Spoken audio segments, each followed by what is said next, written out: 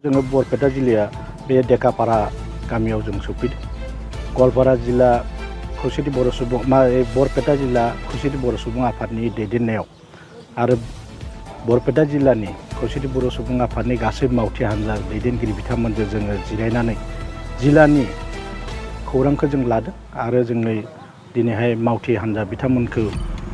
खौसेयैनो जिरायनानै जिल्लानि बायदिसिना जेंना जेंसिनि थाखाय जों सावरायदों। आरो गिबियैनो जोंना थांखिया जाहैबाय जोंनि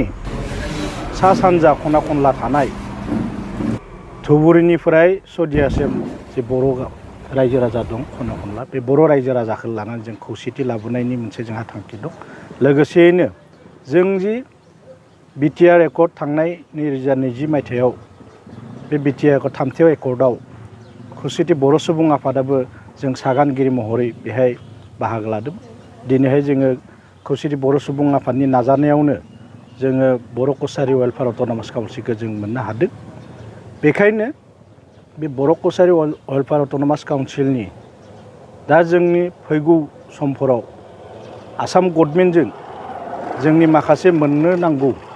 जे एकर्डआव फैफानाय बेखौ जोङो रायजो राजानि सिगाङाव जोङो रोखायै फोरमायदों। आरो लोगोसे जोंनि जिल्लाफोरनि गासै बिबानगिरि आरो दैदेनगिरि लोगोसे मावथि हान्जा बिथांमोनखौ जों सांग्रां खालायदों जाहाथे जोंनि बे समस्ति दानाय बेलायाव आरो बेजों लोगोसे जोङो बिसायख'थि बे बिसायख'थिफोराव जों जाहाथे मोजाङै मोजां जोंनि गावनि मानसिफोरखौ जों देरहासार खालामना लाबोनो हायो बेनि थाखाय जोङो सांग्रांथि लाबोदों। इयुनाव जोंहा गोबां मावनांगौ हाबाफारि दंबावो। लोगोसेयैनो आरो जों बेखौबो जों मिन्थिहोदों रायजो राजानो जे देग्लाय जोङो खौसेथि बर' सुबुं आफादा माखासे थांखि लादों बर' कसारि वेलफेयार अट'नमास काउन्सिल BKWSCनि बिथांमोनजों सावरायनानै जे जोंनि बर'नि गेजेराव जोङो मावनो दांनानै गावनो मावनानै दांनानै जों बोरैहाय गावखौनो साबलम्बि खालायनो हायो जिउ माने रायजो राजा जानाय जिउ खुंनायाव बेखौबो दिनैनि बे बरपेटा जिल्ला जिथु वार्कार मिट्स मावथि जथुम बेयाव जोंनि बरपेटा जिल्लायाव जा मावथिफोरखौ लानानै जा सावरायबाय बे जोंहा आथिखालाव जिथु बिटिआरनि बाहेरायाव थानाय जि मोनसे जोंहा सुक्ति जाबाय BKWSC बे BKWSCनि सिङाव थानाय जोंनि बरपेटा जिल्लायाबो मोनसे बे जिल्लायाव जोंहा मोनसे मावथि जिथु आफाद दिनै जोङो बेयाव सावरायबाय। बे सावरायनायनि थांखिया बेनोमोन